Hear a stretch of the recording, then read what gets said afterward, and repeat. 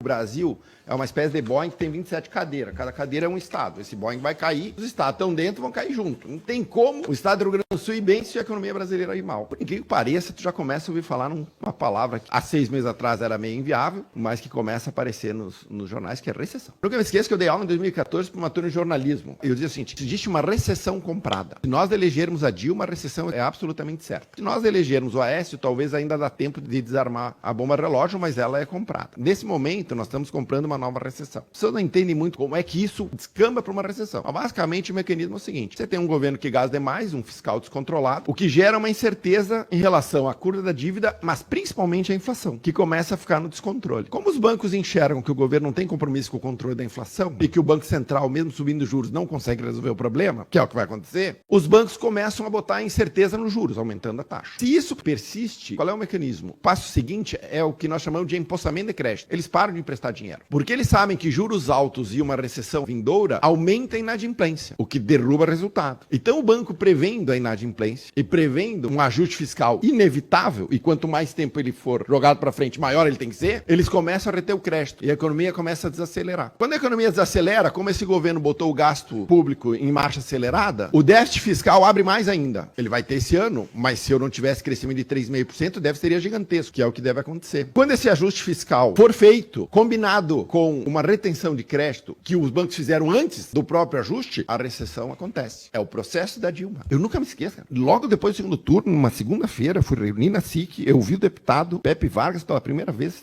falar em público. Ele disse: não se preocupe, o presidente Lula sabe de economia. O presidente Lula pegou o país assim, ele teve superávit fiscal todos os 8 anos de governo, ele reduziu os juros, e eu só pensava uma coisa: meu Deus, ficaram 6 anos fora do governo e não descobriram o que eles fizeram de errado para empurrar o Brasil para a maior crise da sua história. O mecanismo é exatamente este. O governo vai ter que fazer um ajuste e o final disso será um processo recessivo. Já estamos encomendando. Me parece que é só uma questão de tempo. Lá vai o governo de novo tentar torrar uns bilhão. Ontem foi 3,7 bilhão de dólar à vista. À vista. Nem era leilão em linha, nem o swap, que é a maneira que o Banco Central tem de evitar que o câmbio exploda. E aí o deputado Zeca Dirceu resolveu entrar na Polícia Federal, sei lá onde, no Ministério Público, pedindo um inquérito para estudar a Faria Lima, dizendo que o Brasil está sendo vítima de um ataque especulativo. É a nova moda da esquerda de tentar jogar a culpa para alguém da incompetência deles. Não existe ataque especulativo em câmbio flutuante. Ponto. Em nenhum lugar isso existe. Ataque especulativo só existe em economias de câmbio fixo. Aconteceu na Inglaterra em 92 contra a libra esterlina, aconteceu no Brasil em 99 no plano real, aconteceu nos tigres asiáticos. Se a esquerda usa essa desculpa, é só mais um capítulo desse terraplanismo econômico. O que está acontecendo na verdade? 2 fatos. Quando o juro sobe, os títulos brasileiros perdem valor. O que faz um gestor de fundo? Vende os títulos brasileiros e se protege na moeda forte. É isso que ele faz. Ele se protege da perda, da irresponsabilidade do governo. E as empresas financeiras, que são os bancos, e as não financeiras, sabendo que o dólar não tem mais uma curva de tendência, elas antecipam o câmbio. Uma empresa importadora, por exemplo, que importa matéria-prima, eu compro o câmbio hoje para pagar uma importação daqui a 30 dias. E eu começo a fazer antecipação de câmbio. E os bancos fazem a mesma coisa. E o resultado disso é que não há dólar suficiente no mercado para atender os investidores que querem ir embora, sair do real, e para atender as empresas que precisam desesperadamente antecipar câmbio para não cair no prejuízo causado pela incompetência do governo. E o resultado disso é o câmbio que nós estamos enxergando. O governo resolveu entrar em estado de negação completa. E o estado de negação é sempre culpar terceiros sobre as ações e as irresponsabilidades que eles cometem o tempo inteiro no governo. E vocês sabem que tem uma blogueira da Globo News, que é uma espécie de porta-voz do governo. Ela está lá para basicamente servir como caixa de ressonância da desculpa que o governo quer vender. Essa economista de Zap resolveu ontem dizer que a causa da alta do dólar foi um meme, de um perfil de meme que se fez passar por Galípolo e fez 3 ou 4 falas desencontradas que não eram do Galípolo, mas tão pouco tiveram efeito no dólar.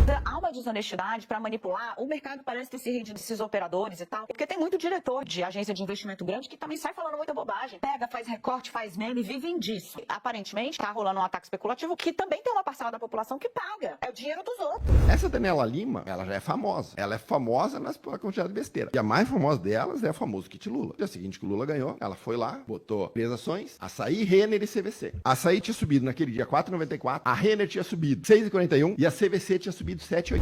Você vai voltar comer picanha, você vai voltar a comer picanha. O brasileiro gosta de vestir bem, Sim. o brasileiro gosta de coisa boa, pobre gosta de coisa boa. Você vai voltar a ver aeroporto lotado como se fosse rodoviária. 2 anos depois, as ações da Açaí caíram 83%, da Lojas Renner caíram 56% e da CVC 76%. A picanha virou homenagem, veio o imposto da importação, da taxação das blusinhas, ajudou a segurar a cotação da Renner, e pobre hoje no aeroporto não passa nem na calçada, por conta do preço das passagens e do custo do turismo. Este é o governo que o Brasil tem. O governo que encomendou a recessão, terceiriza a culpa e usa a mídia paga para tentar justificar o injustificável. Eles vão quebrar o Brasil se não derem um cavalinho de pau nessa política econômica.